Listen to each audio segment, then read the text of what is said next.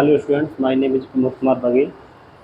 मैं आज आपको class 12th accountancy TS. Grewal books 2023-24 chapter first accounting for partnership firm fundamental पढ़ाऊँगा।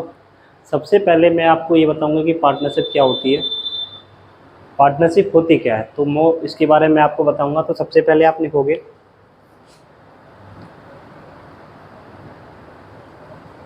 As per section 4, as पर section 4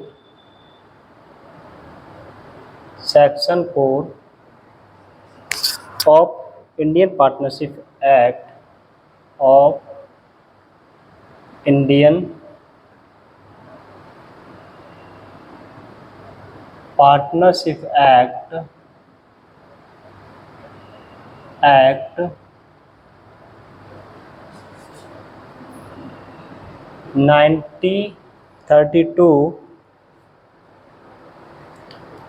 1932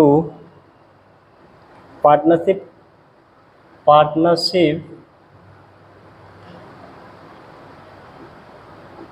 is the relationship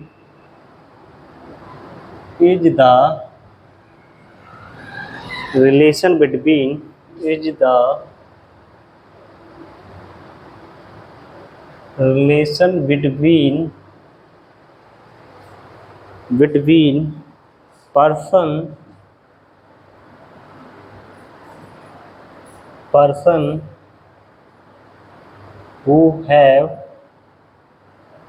person who have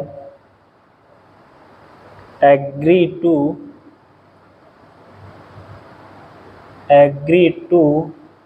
share the profit of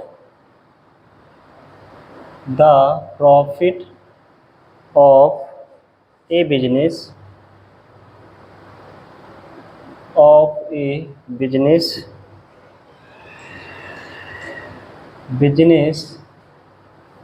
carried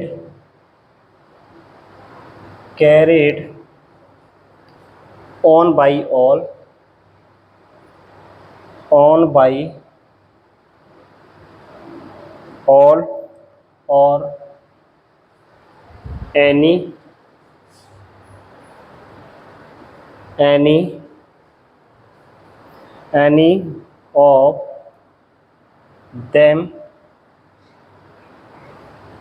any of them acting for all।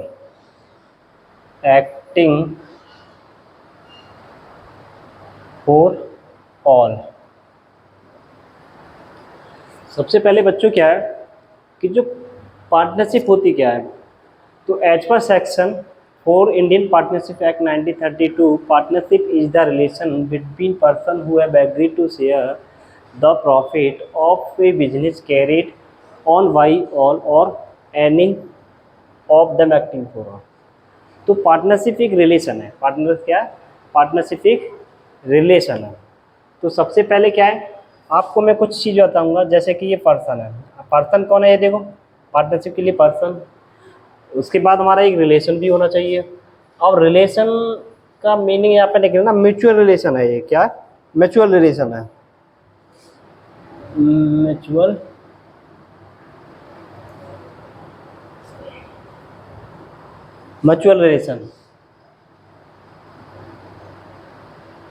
Mutual agency निकलो, agency. अब mutual agency क्या होती है ये मैं भी आपको बताऊंगा। इसके बाद हमारा क्या, एग्रीड प्रॉफिट बिजनेस।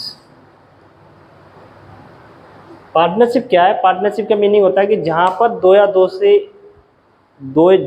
दो से मिलकर दो व्यक्ति आपस में अगर कोई काम करें और जो भी काम करें वो आपस में उनके बीच में एक ऐसा रिलेशनशिप होना चाहिए कि जो भी उसमें प्रॉफिट होगा उस प्रॉफिट को इक्वली रेशियो में या इन्होंने जो रेशियो बांटा उस रेशियो में बांटे। तो सबसे पहले क्या है, पर्सन।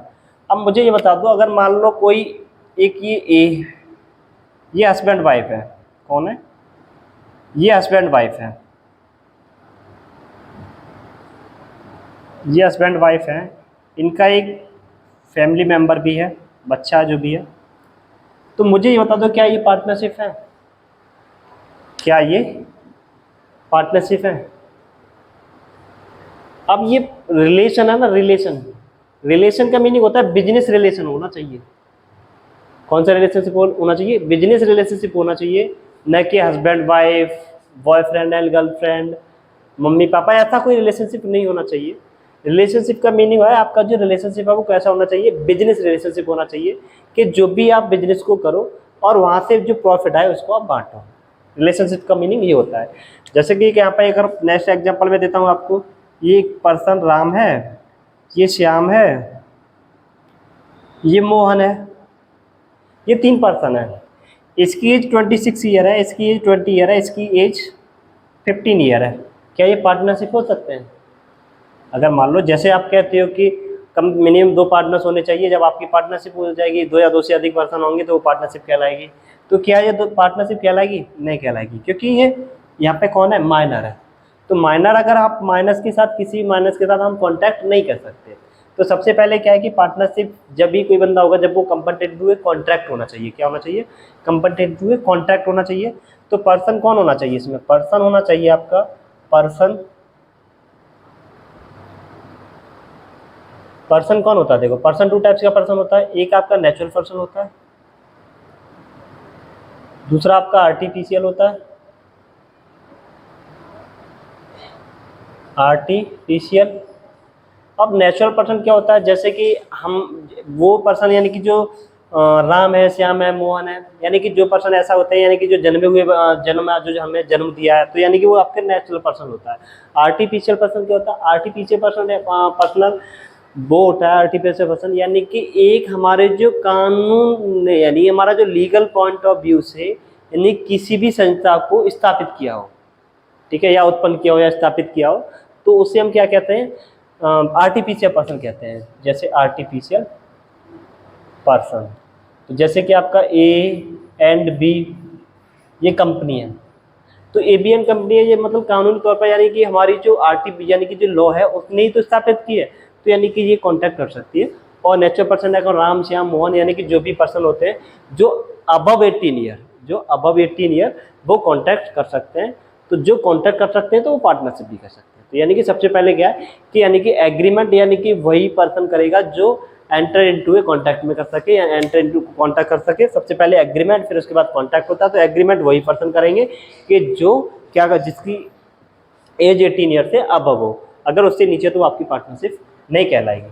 नेक्स्ट है एग्रीमेंट हो गया आपका। एग्रीमेंट आपका एग्रीमेंट जो होगा वो आपका रिटन भी होगा और ओरल भी होगा। जैसे आपकी मर्जी होगी उस तरीके से आप एग्रीमेंट कर सकते हो, लेकिन आप अगर रिटन एग्रीमेंट करोगे तो वो आपके लिए ज़्यादा बेटर रहेगा।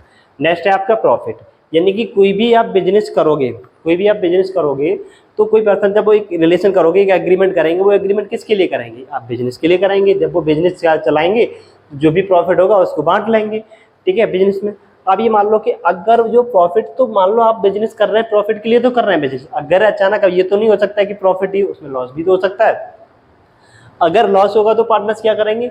अगर लॉस हो गया तो क्या करेंगे? जो भी उनका रेशियो होगा, जो जिस रेशियो में प्रॉफिट बांटेंगे उस रेशियो में वो क्या करेंगे? लॉस भी बांटेंगे। यानी कि जब वो प्रॉफिट ले सकते हैं तो लॉस भी तो ले सकते हैं ना, लॉस भी देंगे वो। इसके बाद होता है आपका म्यूचुअल एजेंसी। म्यूचुअल एजेंसी क्या होती है? देखो जो क्या, म्यूचुअल एजेंसी का मीनिंग होता है, यहाँ पर देखो, carried on by all any acting then for all, यानी कि जो पार्टनर्स होते हैं उन पार्टनरों में आपस में एक दूसरे के बीच में जो रिलेशनशिप होते हैं वो एजेंट और प्रिंसिपल के होते हैं। यानी कि वो एक दूसरे के एजेंट भी होते हैं और एक दूसरे के प्रिंसिपल होते हैं। फॉर एग्जांपल है, जो मान लो ये आपकी फर्म में 10 पार्टनर है। अगर 10 पार्टनर है, अगर वो किसी अदर कॉन्ट्रैक्ट के लिए, अदर फर्म के लिए, न्यू फर्म के लिए कॉन्ट्रैक्ट करने जा रहे हैं बैंक से, या बैंक से लोन लेने जा रहे हैं अपनी फर्म के लिए, तो बैंक से लोन लेने के जा रहे हैं, बैंक में वो 10 के 10 जाएंगे, तो मान लो बैंक वाला तो यही कहेगा, अरे ये पता नहीं मुझे मारने आ रहे हैं, क्या करने हैं 10 के 10। अगर मान लो कि वो जरूरी नहीं कि मतलब 10 मेंबर है तो 10 के 10 जाए, उनमें से 2 या 4 भी जा सकते हैं, और जो भी लोन वगैरह पे जो सिग्नेचर होते हैं वो करा सकते हैं। जब वो सिग्नेचर पर, यानी कि जब वो 4 जा रहे हैं, मतलब जब बैंक के पास जब जो जा रहे हैं वो एज ए एजेंट के रूप में जा रहे हैं। किसके लिए जा रहे हैं? एज ए एजेंट के रूप में जा रहे हैं, एजेंट है वो। तो यानी कि अगर कोई पार्टनर 4 जाते हैं और वो सिग्नेचर करते हैं बैंक उसके अपनी पार्टनरशिप के नाम पर लोन ले लेते हैं, तो आप ये नहीं समझो कि 4 जो पार्टनर है वो जो लोन लेने जा रहे हैं सिर्फ वही पे करेंगे, उसके लिए 10 के 10 भी लायबल होंगे। तो वो क्या कहलाता है आपका, वो म्यूचुअल एजेंसी कहलाती है। यानी कि वो जो पार्टनर्स होते हैं उनके बीच में क्या होता है, एक वो जो रिलेशनशिप होता है वो एजेंट और प्रिंसिपल का होता है। तो ठीक है स्टूडेंट, तो मैं आगे अभी आपको बता रहा हूँ, आप इतना आपको समझ में आ जाएगा। तो मैंने अभी आपको बताया कि पार्टनरशिप होती क्या है, तो पार्टनरशिप आपकी होगी। अब नेक्स्ट एग्जांपल में आपको एक और बता रहा हूँ, एक चीज समझ लेना। मान लो कि ये एक पार्टनर है, ये एक पार्टनर है, ये भी एक पार्टनर है, 3 पार्टनर है ये, आपस में तीनों पार्टनर है, बहुत अच्छे हैं, पहले से इनमें फर्म चल रहा है। अब मेरा एक फ्रेंड है, मान लो मैं एक फैन हूँ, मैं आप जो क्रिकेट रोहित शर्मा का मैं उसका एक फ्रेंड हूँ। तो रोहित शर्मा है, मैं रोहित शर्मा के पास जाता हूँ, मैं इनसे कहता हूँ कि आप मेरी पार्टनरशिप में आ जाओ, आप मेरी पार्टनरशिप में आ जाओ, आप एज ए पार्टनर बन जाओ। तो ये कहते हैं कि जब हम ये 3 पार्टनर हैं, तो इन्होंने क्या किया, आपस में जो भी प्रॉफिट होगा और लॉस होगा आपस में ये रेशियो में बांटेंगे, जो इनका रेशियो 3:2:1 होगा, जो भी होगा बांट लेंगे। अब ये भाई साहब आते हैं, ये कहते हैं ठीक है मैं आपको पार्टनरशिप में पार्टनर तो आ जाऊंगा, लेकिन आपकी पार्टनरशिप में अगर प्रॉफिट होगा तो मैं उसे लूंगा, लेकिन अगर लॉस होगा तो मैं उसे पे नहीं करूंगा। तो अगर हम तीनों एग्रीमेंट हो जाते हैं, ठीक है कोई नहीं आप लॉस को मत देना, आप प्रॉफिट होगा तो आप ले लेना, मतलब 4 शेयर हो जाएंगे, लेकिन लॉस में हम तीनों ही शेयर करेंगे। फॉर एग्जाम्पल आपने ऐसा देखा होगा, पहले हम जो गांव में देहात में बच्चे छोटे छोटे बच्चे खेलते हैं, वो चोर सिपाही खेलते हैं। अगर उसमें सिर्फ बड़े बड़े बच्चे होते हैं, कुछ छोटे बच्चे होते हैं, और छोटा बच्चा वो मतलब छुप पाता नहीं है, बार बार चोर बन जाता है। या तो हम ऐसा कह सकते हैं अगर ये छोटा बच्चा है, अगर ये मतलब छिपता भी नहीं है, बाकी सब छिप जाते हैं, अगर ये आपके ऊपर धप्पा मार देता है तो आप वो लागू है, मतलब आप चोर बन जाओगे। लेकिन अगर वो बच्चा हम उसे बोल देते हैं तो वो बच्चा उसके लिए चोर नहीं बनेगा। तो मतलब वो खेलता हो, इंटरेस्ट भी आता है। तो वही सीन आपका यहाँ पर है कि यहाँ पर ये क्या है कि जो रोहित शर्मा है, यानी कि जो प्रॉफिट लेने के लिए तो है, लेकिन अगर लॉस होगा तो लॉस को नहीं देगा। ठीक है, तो मैंने अभी आपको क्या बताया कि पार्टनरशिप क्या होती है, तो पार्टनरशिप के बारे में ये होता है। मैं अभी इसके बाद में नेक्स्ट अभी बता रहा हूँ आपको, ठीक है, अभी आप इसे कॉपी कीजिए।